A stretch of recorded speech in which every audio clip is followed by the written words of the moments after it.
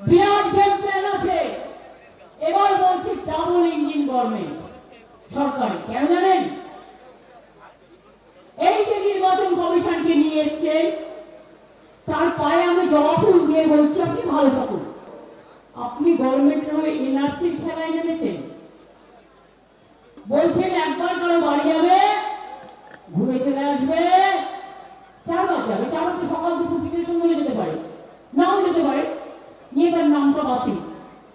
কত বড় সাহস!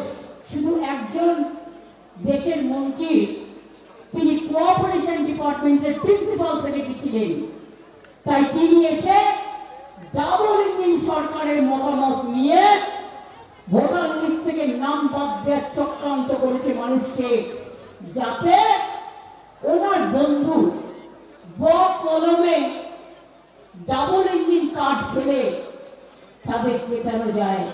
আমরা বলি শূন্য থেকে মহাশূন্যে যাবে, এ ভুল করতে যেও না।